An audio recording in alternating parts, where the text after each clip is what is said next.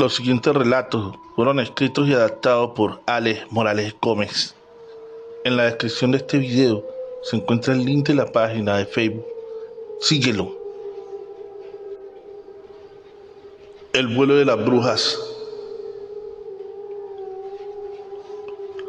Se contaba un sinfín de historias de brujas, hombres que visitaban en las noches y no los dejaban dormir. A otros tantos los hacían perder el camino y llegaban tarde a su destino. También se contaba de caballos y reses que molestaban las brujas en las noches. Los perros aullaban al sentir la presencia de las mismas. Así fue que llegué a ese poblado sin saber nada del tema y mucho menos de creer en esas historias. Pronto me hice amigo de Araceli. Subí a visitarla cada tarde. Vivía en lo más alto del poblado. Aunque el camino que llevaba a su casa no era un bosque como tal, sí estaba rodeado de varios árboles muy altos. Un domingo después de eso de las 9 de la noche, me fui a despedir de ella y su madre, pero ambas me advirtieron que sería mejor que durmiera allí, ya que esa era una noche muy propicia para las brujas.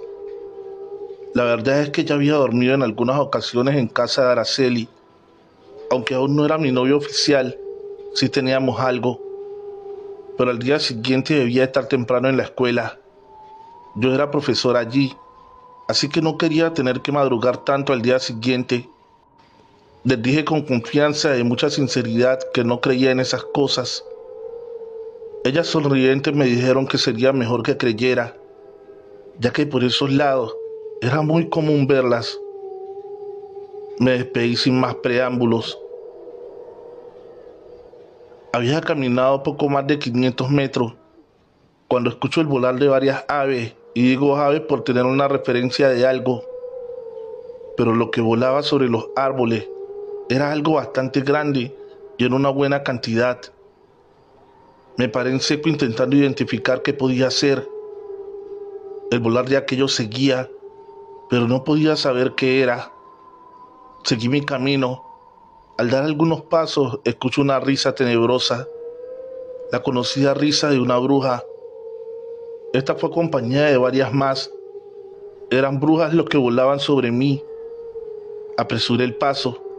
Aunque no creía en esas cosas, en ese momento sentí miedo. Ellas seguían riendo como sintiendo mi temor. Ya no iba a pasos ligeros, ahora corría, pero debí detenerme. El camino, aunque era visible y bastante amplio, había desaparecido. Allí no había ningún sendero para seguir. Todo eran árboles tupidos y las risas sobre estos. ¿Qué podía hacer? Correr en cualquier sentido. Después de casi una hora de correr perseguido por aquello, caí al suelo exhausto. No me importaba nada lo que me pudieran hacer las brujas, que fuera lo que Dios quisiera. Al caer de rodillas veo el camino.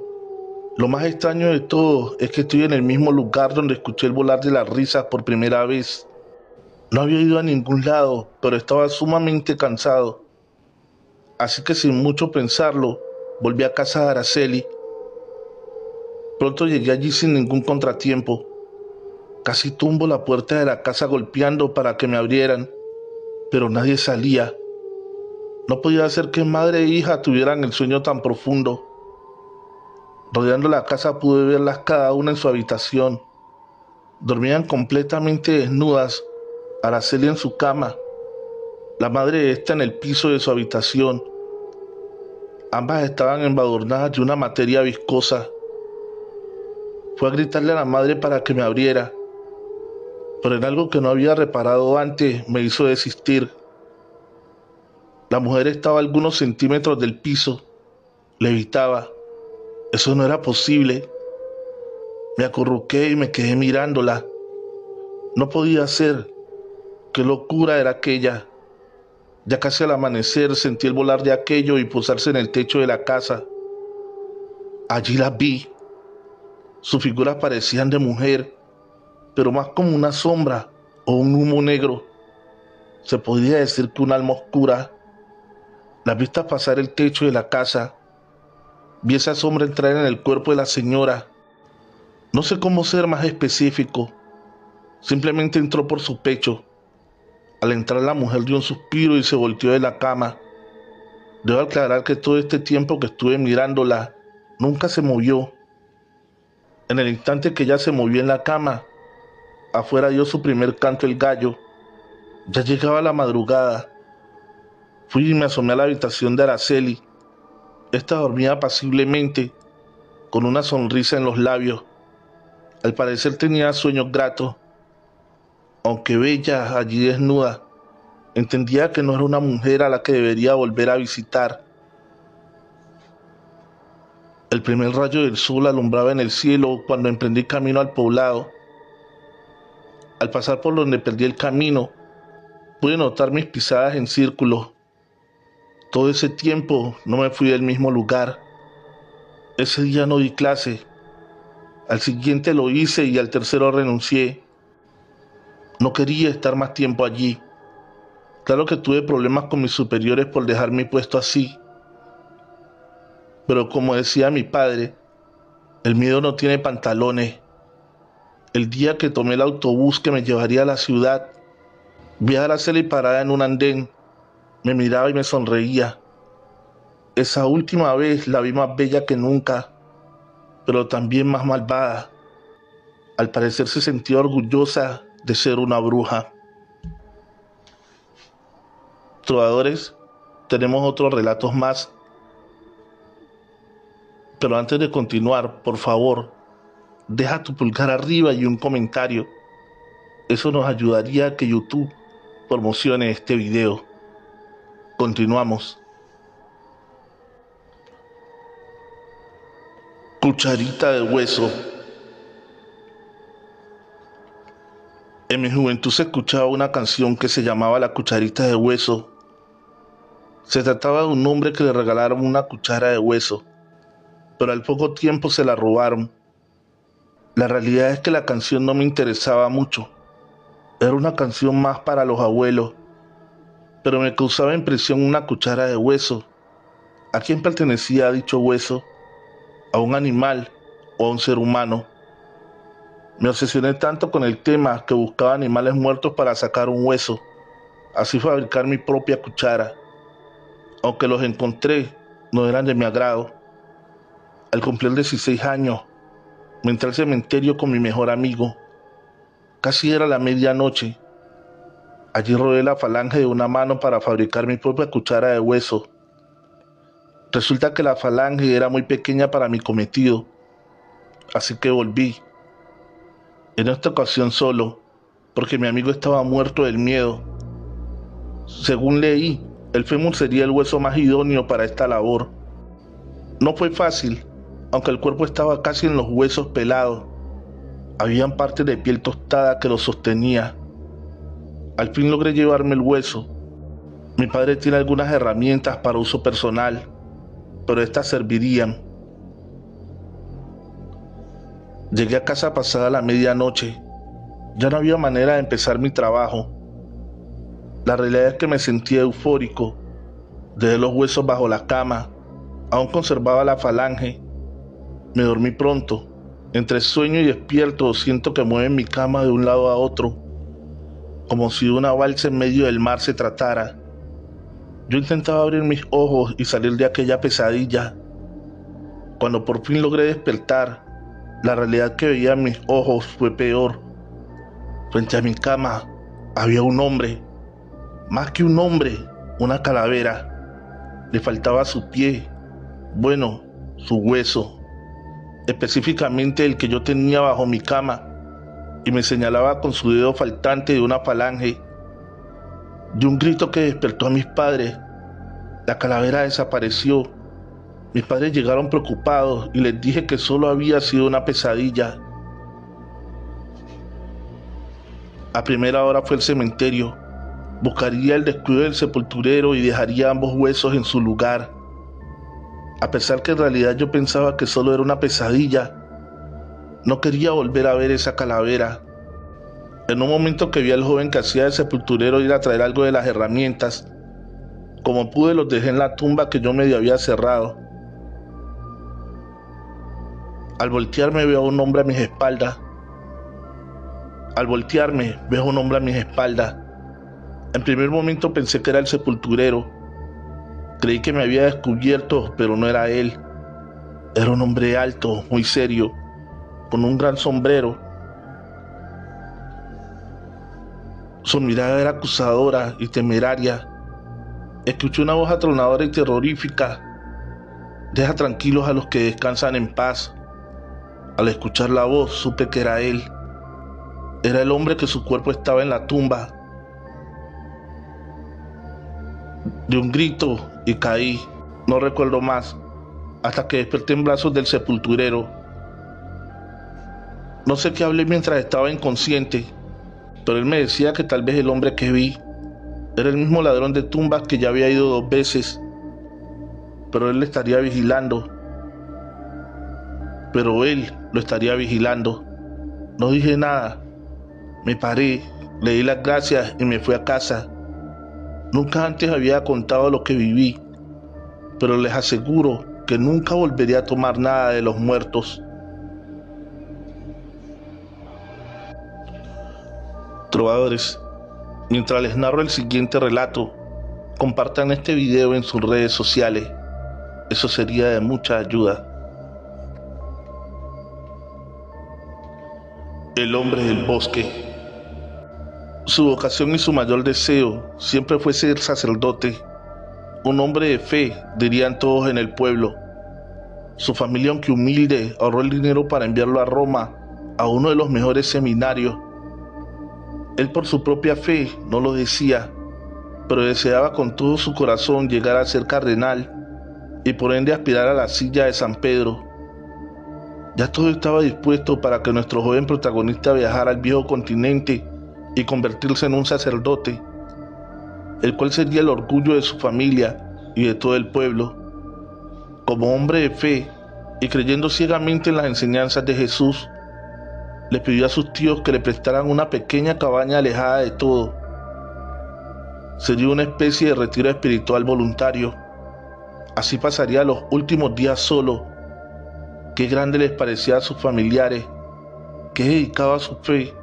Su madre ya lo veía como un santo más. Llegó al lugar, el cual había visitado de pequeño, pero hacía mucho no iba allí. Más que una cabaña, eran 2 pequeños cuartos donde se guardaban herramientas y semillas. Cerca de allí, solo habían 2 casas más, aunque habitadas, había dicho su tío. Siempre estaban retiradas, mucho mejor para él. No quería saber de nadie. Los 2 primeros días fueron de soledad y placer al estar así. En las noches leía un poco la Biblia y a dormir. Muy temprano estaba de pie sin siquiera salir el sol. Se soñaba madrugando a tañer las campanas de su pequeña iglesia. Al tercer día salió a caminar un poco. Al llegar a un pequeño riachuelo la vio. Una mujer joven y muy bella.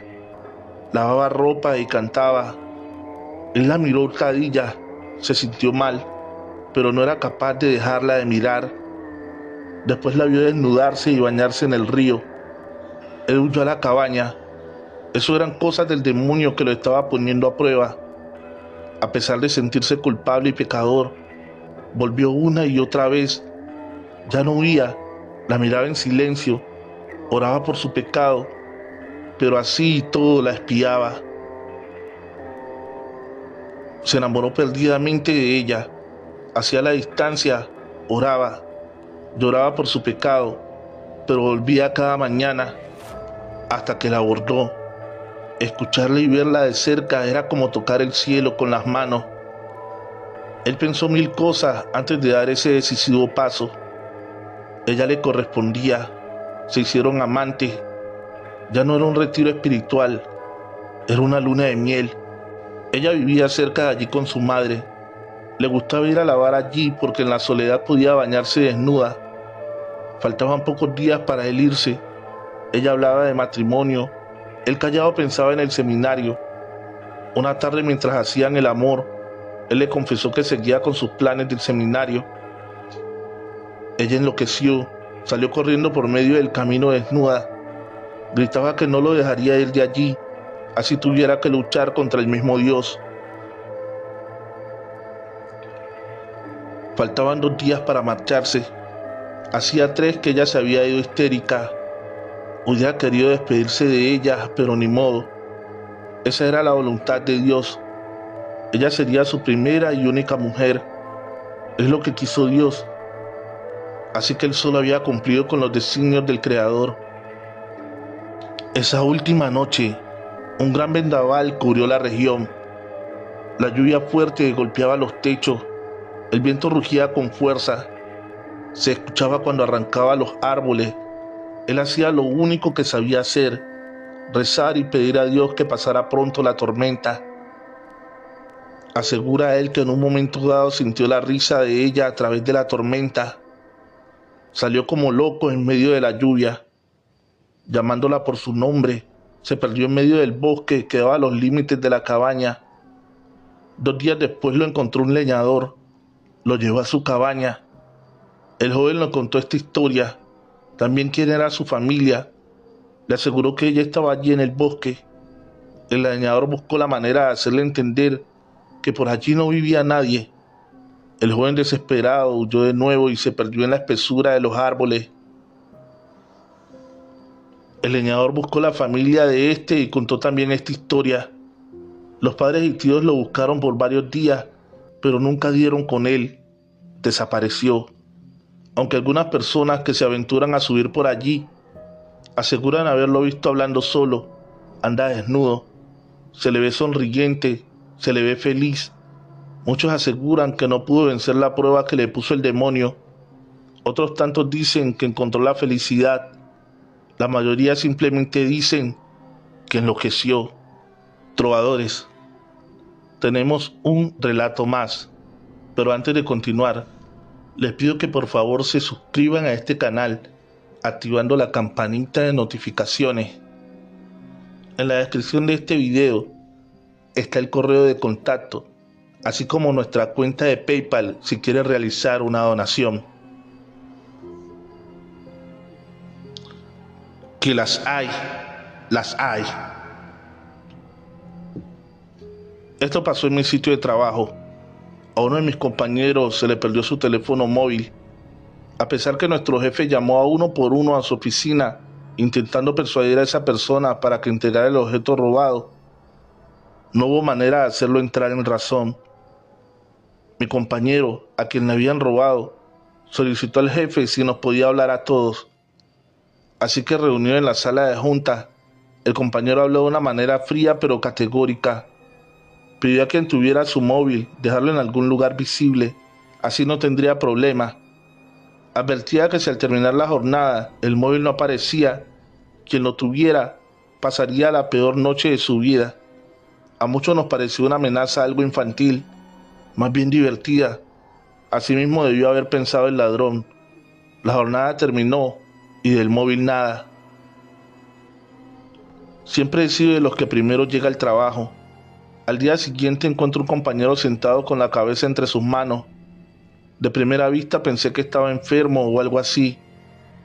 Lo saludé cordialmente, pero no respondió. Solo seguía ahí con una diatriba de palabras, algo como: no quise hacerlo, fue un error. Repetía y repetía esto como un loco. En verdad eso fue lo que pensé, que mi compañero había perdido la cabeza. Así fueron llegando uno a uno. A ninguno le presté atención. Todos nos mirábamos asombrados del cambio. Siempre fue un hombre lúcido, normal. Esperamos que llegara el jefe y nos diera luz de lo que pasaba. Pero el que nos dio algo de qué pensar fue el compañero que le había robado el celular. Cuando éste entró y saludó, el compañero que parecía loco se puso de pie. Fue a él sin preámbulos y le entregó el móvil. Pedía y pedía perdón, no una disculpa. Perdón, perdón, perdón, repetía y repetía. Fue un error, decía después de miles de perdones pedidos. Mi compañero lo miró con desprecio, tomó el móvil, lo limpió y lo metió en su bolsillo. La manera de limpiarlo era algo que hacía con desprecio, como si aquel objeto estuviera infectado. Ese día fue algo bastante extraño para todos. Quien había robado el móvil perseguía a quien se lo robó y pedía perdón. Le decía que no quería volver a vivir una noche como aquella. El otro no le respondía, ni se dignaba a mirarlo. Perdóname, casi que gritaba.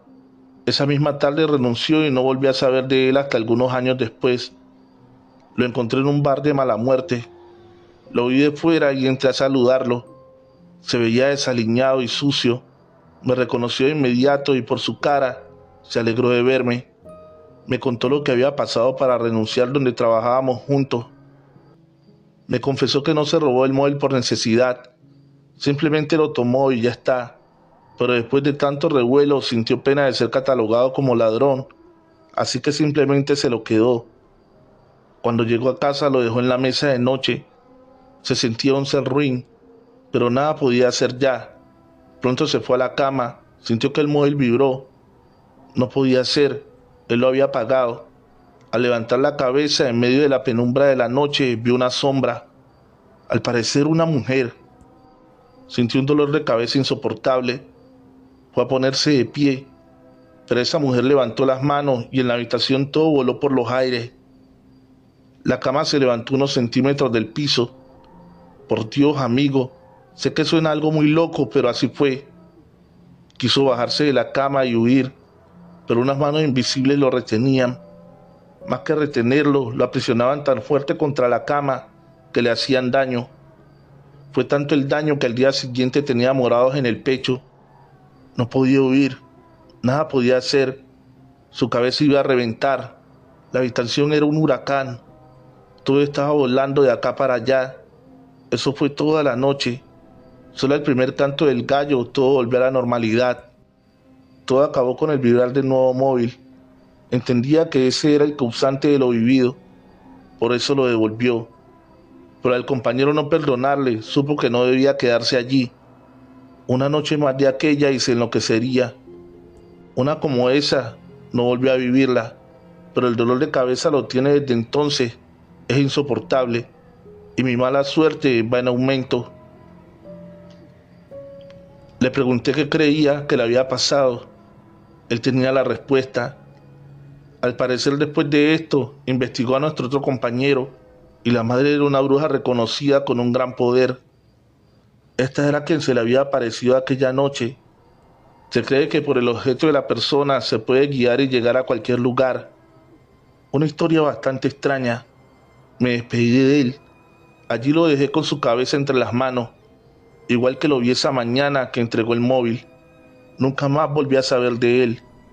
Mi otro compañero aún trabaja conmigo. A partir de aquella historia, lo miro con otros ojos y hasta con recelo.